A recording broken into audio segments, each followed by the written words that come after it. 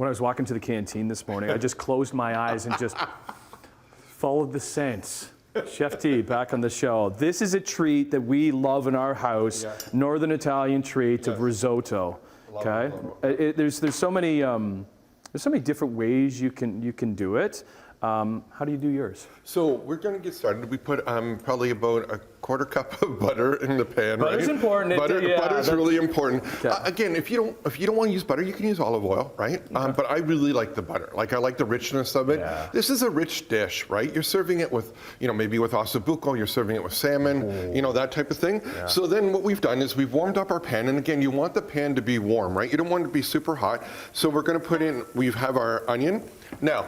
A lot of people will use raw garlic. Yeah. I like using roasted garlic, right? Not as pungent. It doesn't overpower everything that you're putting into it, and it's just really nice, right? So you're putting this in like tin foil, putting it on in the oven or on the barbecue or something like that? Yeah, you can make a bunch of it, because this lasts a long time in the fridge, right? 100%. And then what we're going to do is take some mushrooms and put the mushrooms in right away. So just dice those up? Doesn't matter the mushrooms? No, it doesn't. Like, if your family's not a big mushroom fan, start off with button mushrooms. If they really like it, do shiitake, So in that goes, and then I have my arborio rice, right? This is the type of rice? Exactly. Okay. Now, this is a rice that you cannot, most rice you put in like 1 cup of rice, 2 cups of water, put all the water in, and you're good to go.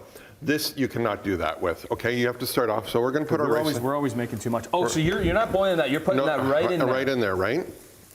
So, and then what we're gonna do is we're gonna coat it with the butter.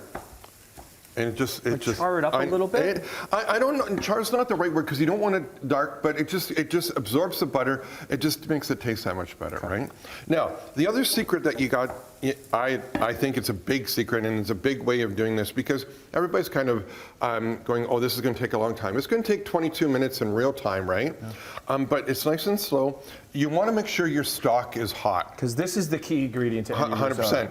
And we're using a vegetable stock. Now, you can use a chicken stock, right?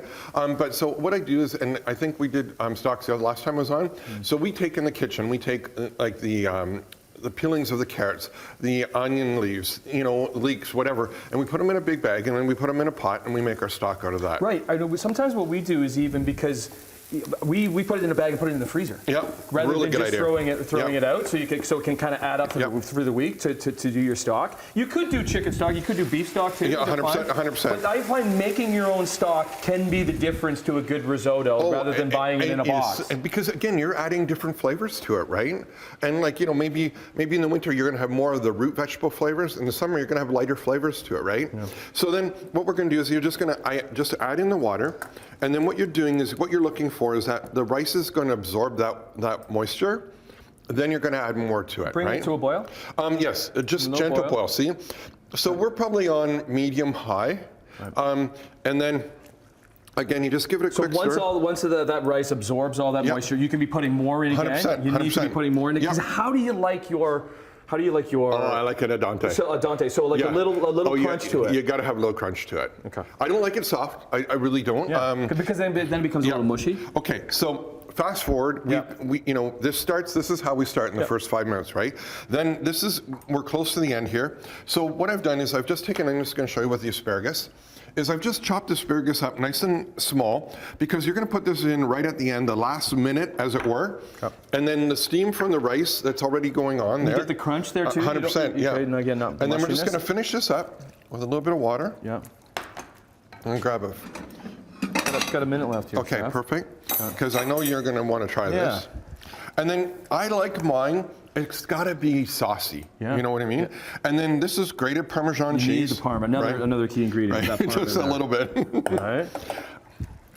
And there's sometimes to make it just a little bit creamier, Tim, is I will take mascarpone cheese and add 2 tablespoons of mascarpone. Okay. Yeah, right. Yes. Okay, that's why you need red wine. This is the warm stuff. Yeah, what do you like to pair with your? I got a little bit of beef tenderloin there. Ossobuco is my favorite thing to pair with it, and then of course salmon again is amazing. Salmon's a nice one too. Right? I love how I put on my apron. I did nothing except eat. Fabulous. 10 years. 10 years. We just finished filming At Home with Chef D, our 10th season. So we did a salute to Julia Child and Graham Kerr. The Galloping Gourmet was kind of what I watched growing up. And so we did a salute to them, and away we go. Awesome. We'll hook up all this recipe if you want to make your own risotto. Very easy, but it turns out beautifully thanks to Chef D, and yours will too. Morning Live, CCH Morning Live for all the details on the recipes. Thanks, Chefy. Thank you.